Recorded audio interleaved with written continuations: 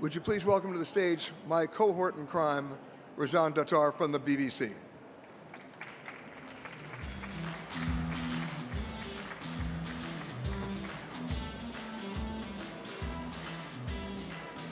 This music.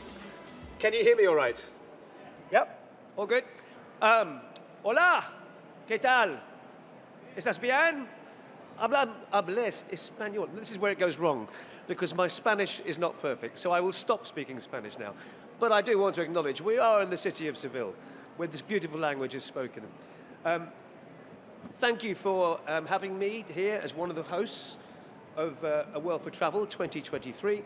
As Peter said, my name is Rajan Dattar, and I've been presenting travel programs for the BBC for about 20 years of my life.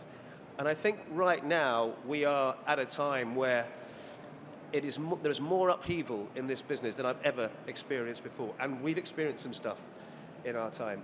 And before we get to the first session, I do want to echo, excuse me, what Peter said before, which is that we are right now in a troubling state of affairs on this planet. We do face a horrendous geopolitical backdrop to this conference. And my heart goes out to all those thousands of innocent families in the Middle East right now who are suffering. And I'm sure we all agree with that. In the wise words of a good friend of mine, let's keep believing that weapons should never be an option for peace and stability, but rather that the focus should be on building social and business relationships with people. And nothing can do this better than our tourism sector. So let's keep going. Let's keep going. Okay, moving on. The pressing issue of climate change is affecting everybody, and governments are, in a way, trying to cope. This session that's coming up right now is about how countries around the world are adapting to a future where domestic demands often compete with those wider, higher aims in some ways of tackling climate change. It's a problem which every country is grappling with. So we're going to have the experiences, the accounts of a few countries on stage right now. In quite soon, hopefully, we'll be going to Uzbekistan to talk to perhaps the most senior tourism minister in the world, Edmund Bartlett from Jamaica. And we'll also be hearing the view from Estonia as well. But first of all, I'm going to welcome back on stage my good friend, Peter, to talk to the First Lady of Iceland, Madam Eliza Reid. Peter, take it away.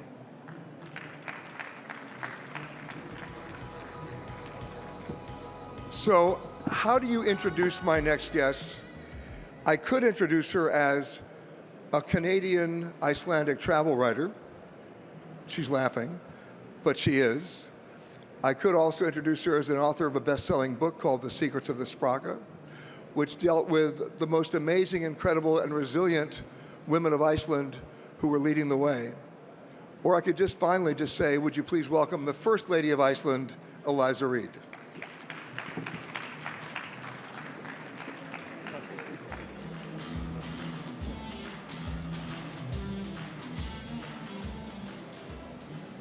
That's fun entry music, isn't it? We get a bit of pop there. Yeah. Hello, there we go. Yep. Okay. We got it. You know, when I think of the last panel and what they were talking about, it's a perfect segue to you, because Iceland is not only a role model, but it's a case study of the challenges every country faces in terms of balancing tourism and acting responsibly and redefining sustainability. How many people here have been to Iceland? Okay, a number. I mean, the thing that strikes me immediately is how you had to manage this from day one, simply because you're an island country. You're not getting a lot of help from a lot of people, right? You have an economy that's based a lot and growing on tourism. So in your role as First Lady, you were hands-on immediately in terms of climate change and how you manage that, how you anticipate it, how you deal with it. What lessons did you have to live with and then learn? I mean, it's really interesting when you talk about Iceland, as you say, because 10% of our country is covered by glaciers, for example, which are shrinking on a daily basis. So we're in a country in Iceland where you are sort of literally next to the effects of climate change that are beyond weather pattern differences and all of this. You can see them. I mean, you can go to glaciers in Iceland and you'll drive to a point and there's a little sign that says, this is where this glacier ended in 1950. And then you drive a little farther and then it says, this is where it ended in 1970. And then you keep driving and you end up going a few kilometers and you've ended up to the end of the glacier now. So you're really close.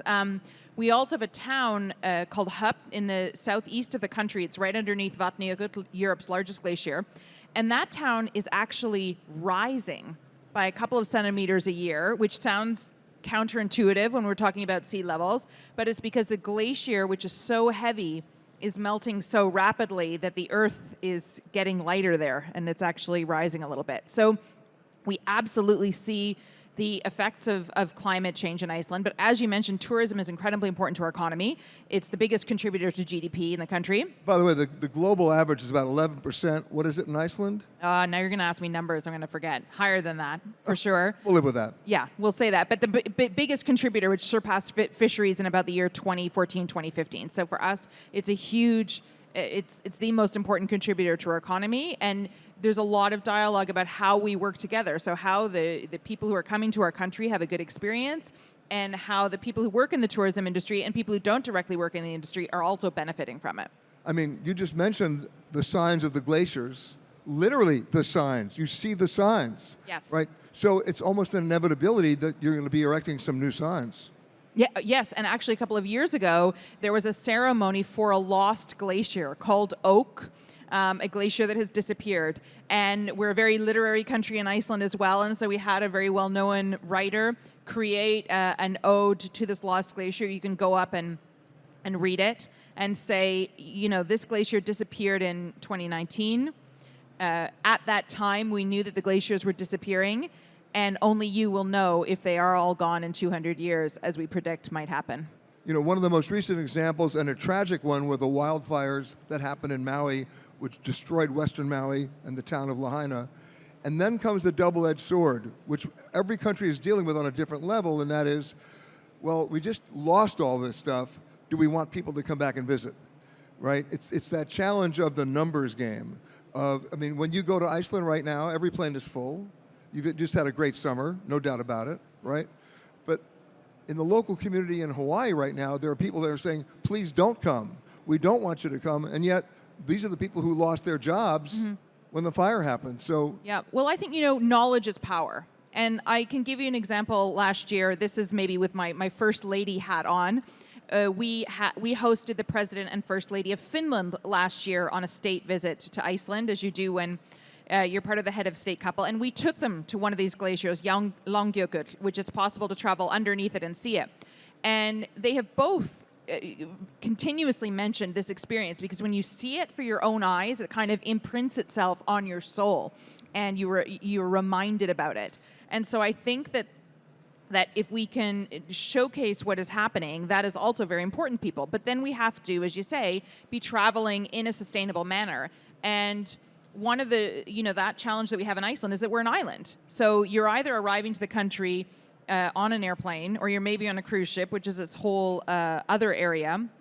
Very small percentage will take the ferry over from Europe and drive around. So although we're very sustainable within Iceland, you know, all our heating, electricity, that's all geothermal, hydropower, so it's all renewable energy sources pretty much entirely.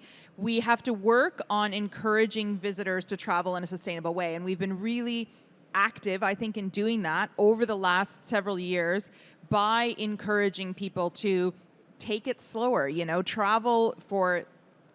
focus on one particular area, don't rent your gas-guzzling car and drive everywhere all the time. That was the tendency. They wanted to run around the island. Yes, yeah, tick the boxes and see all of this. So focus on this. Having said that, we're also really increasing usage of electric vehicles for the rental car fleets, certainly privately owned, much, much higher ownership of EVs there in Iceland now.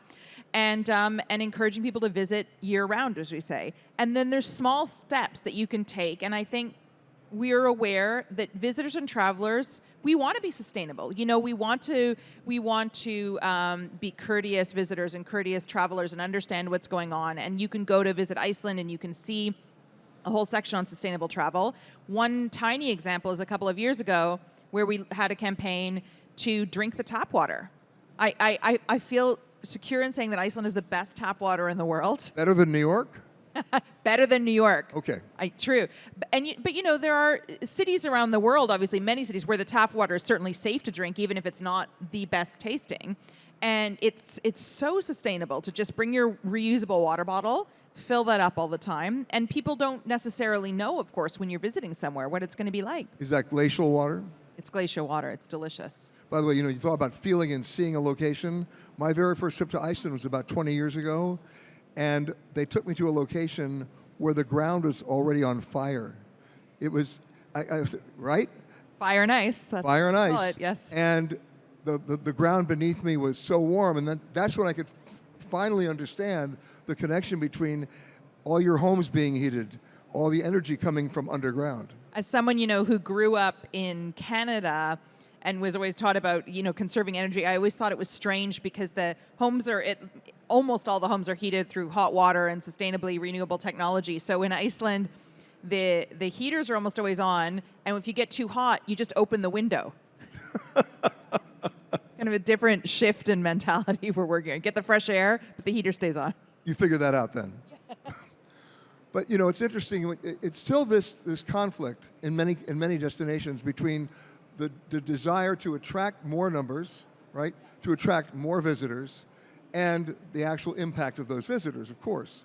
So in Iceland, how do you manage that? Because especially with your businesses, how do you educate them as to what's the tipping point? Mm-hmm. I think, you know, people are really aware of that now, and because, I mean, there's lots of different strands of this, but in Iceland, a lot of people are visiting us because we know about our natural resources and our environment. People want to see that. So one of those things is obviously protecting those in different ways, and there's all kinds of discussions, and there's long-term debates and panels that are involving private, public sector stakeholders, investment, and all of this. Another is also looking at other reasons why people travel. People travel to experience the culture of somewhere, to listen to the music, to eat the food, to meet the people. And you can do that, you know, without leaving such a sort of strong environmental footprint. So for the specific case of Iceland, we do a lot of cultural promotion. We have wonderful music, literature, art festivals, design festivals, cultural tourism. It's a matter of getting people to travel to wide regions of the country and travel at different times of year. So come in February, see the Northern Lights, go up to Akureyri, our town in the north, and be there, and you will definitely find that, you know, it's not overcrowded in any sense, and you will be welcome.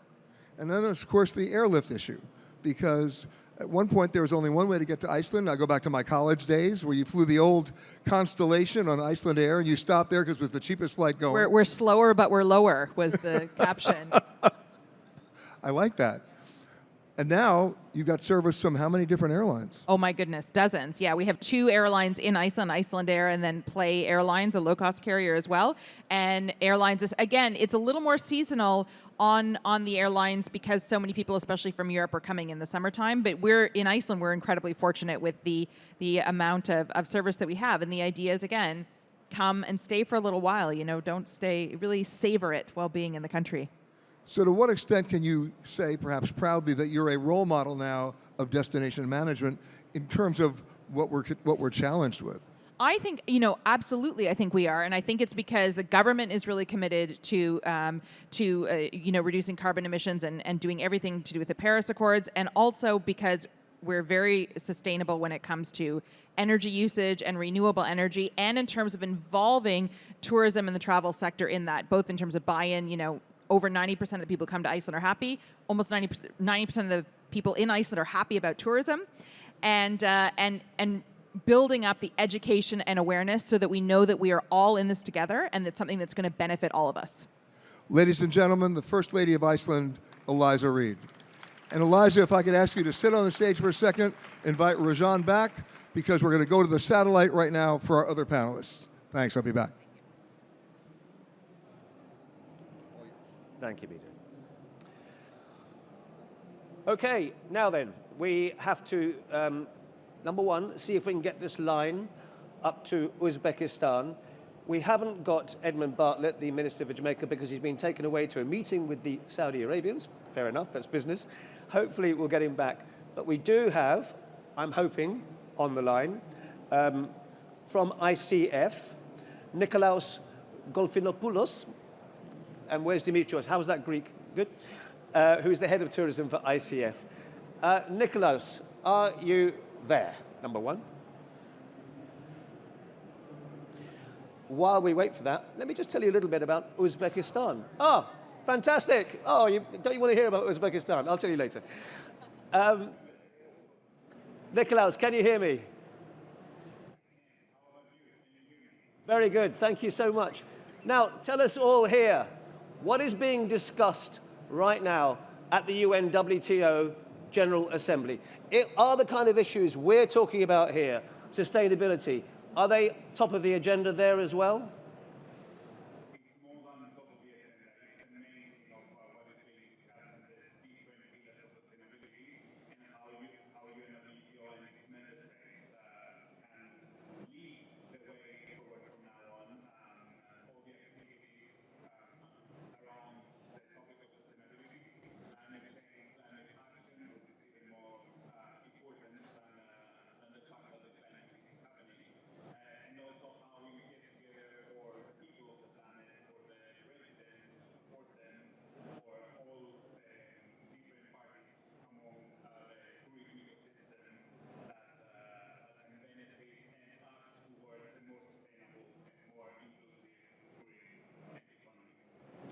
I think what we'll find throughout the course of today is frustration quite often with governments, and you in your position must feel this too, that they are wonderful talking shops, places like the UN WTO General Assembly and all these events, great talking shops, but nothing happens.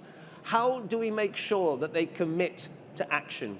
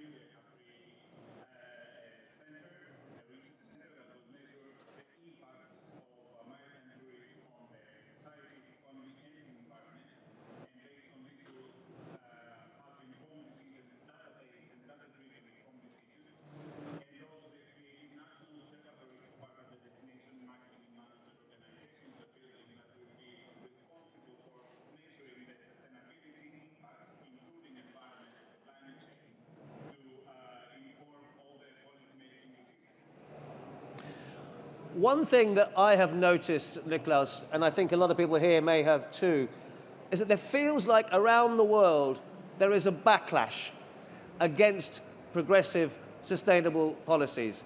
We've seen this, I've seen this in my own country in the UK, where they've had, for instance, a 5-year delay on the ban of petrol cars, petrol powered cars.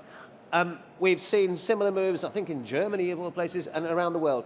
In America too, there is resistance. And it's becoming wrapped up in culture wars in a way, that you have the populist, if you like, parties saying, come on, cost of living, that's the most important thing. The climate crisis, we can push that back a bit. This is a liberal lefty problem, not a global problem. Are you seeing, is that being recognized, that public opinion is very flexible?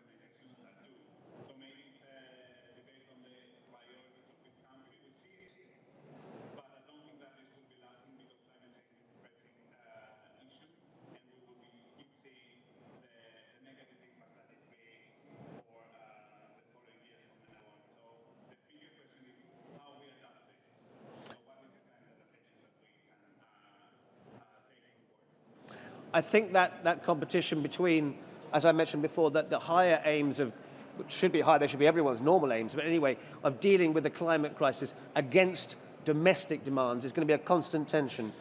That issue will come up during this conference a lot, and I think that, that's something that we'll. The other thing, of course, is consumer behaviour and how we can influence consumer behaviour. That'll be part of this conference too. One point I want to ask you, we've just got a minute or so left. How many countries have climate change ministers? Is it the majority? Do you know?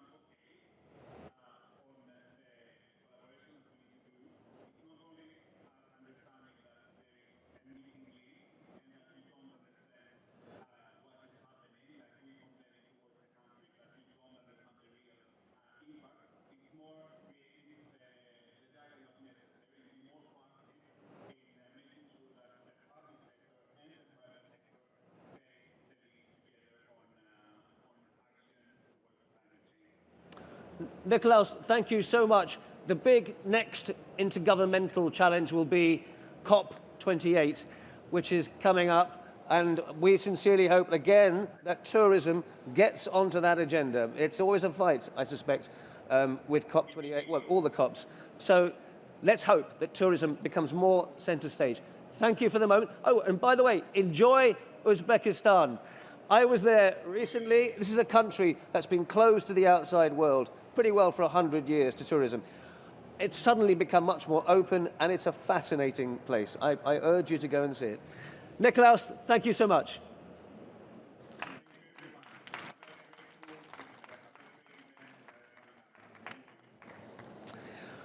Okay, so we've had the view there from Nikolaus with the government conference, or the UN WTO conference going on. I want to now carry on this discussion with the First Lady of Iceland, and also pleased to invite up on stage Madam Kuli Kreiner, who is the head of tourism policy from the Ministry of Economic Affairs and Information Technology from Estonia. Please come on. Are you going to do it tonight?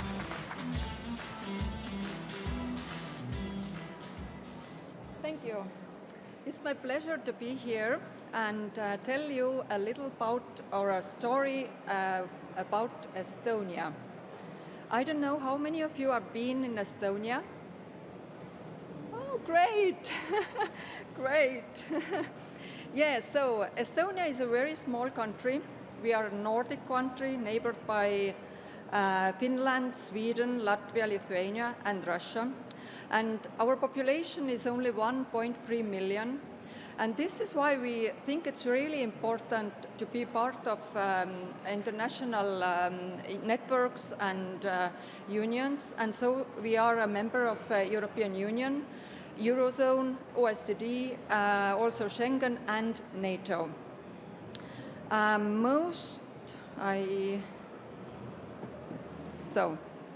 Very often, Estonia is known by the fact that we are probably one of the most digitally advanced countries in the world. And as a citizen of Estonia, I can assure life in Estonia is almost free of bureaucracy.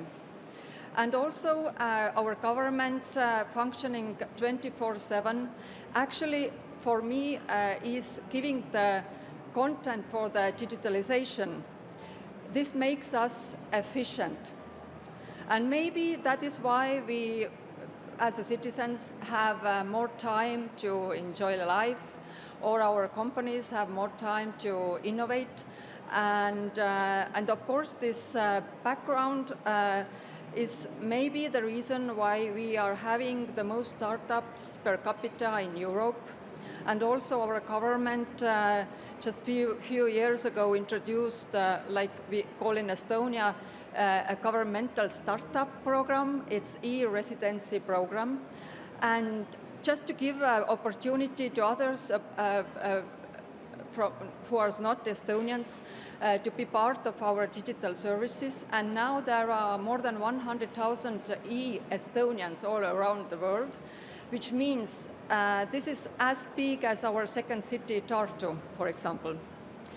So, as we have 99% of our services online, for example, me, I don't remember actually when I went last to public office.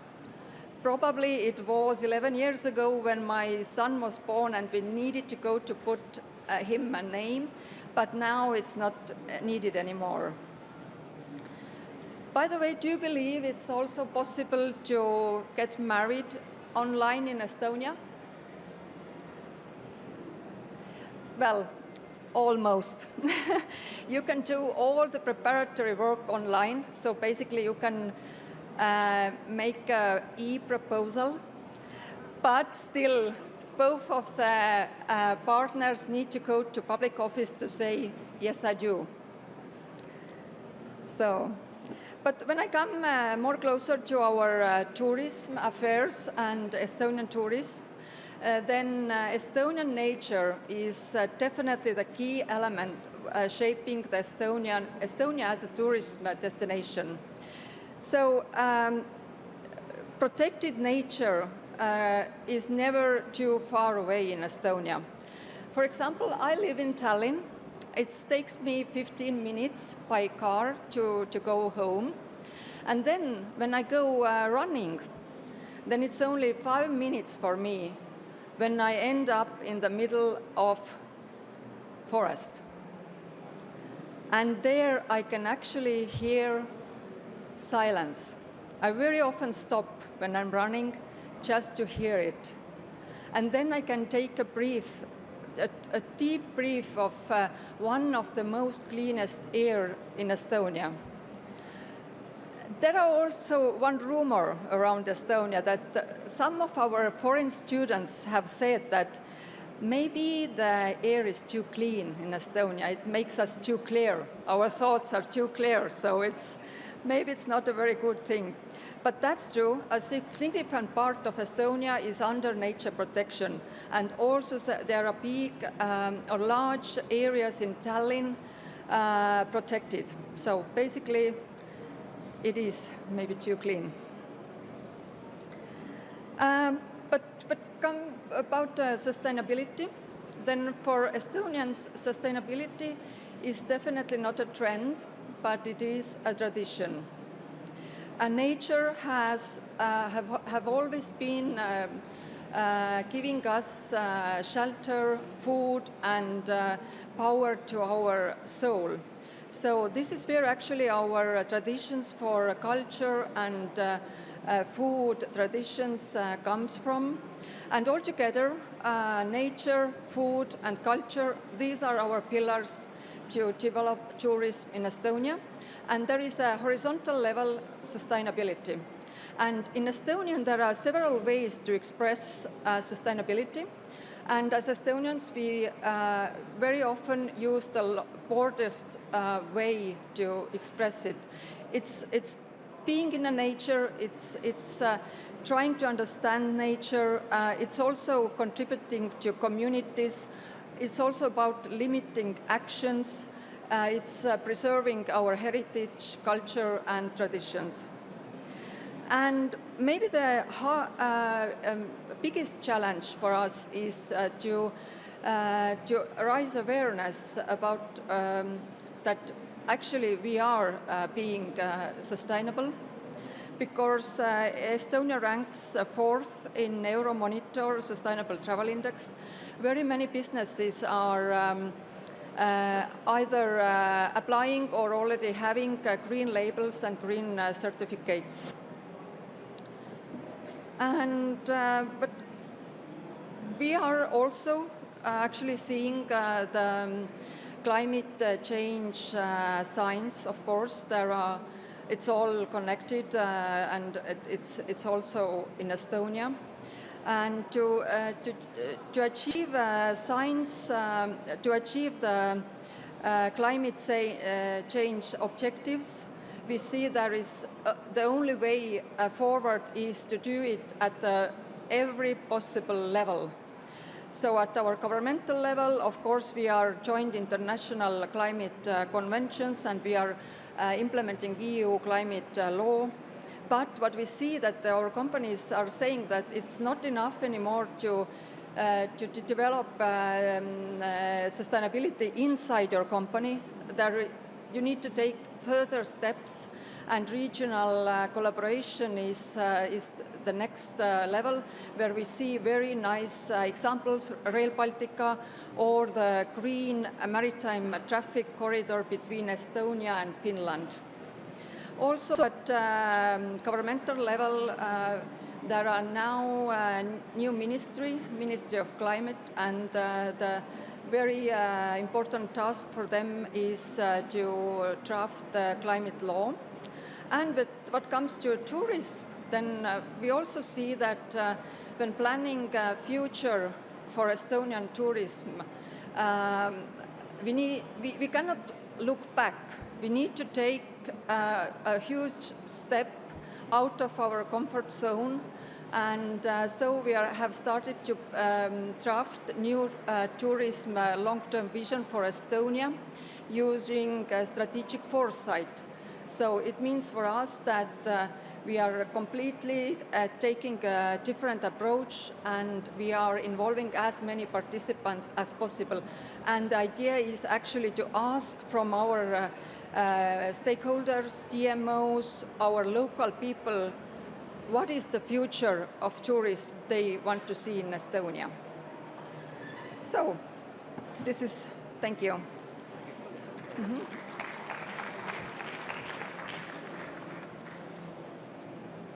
Thank you so much. Everything good with my voice? You can hear me? Very good. You can never rely on technology completely, but it seems to work so far, so thank you.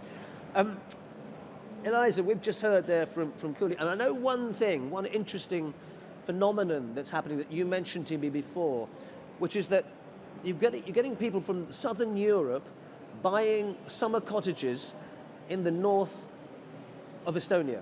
Is that correct? Yes, that's true. Yes, as I mentioned, we are seeing also signs of climate change. For example, some months are too cold or some months are too hot. But still our weather is quite predictable. There are not extreme conditions for us.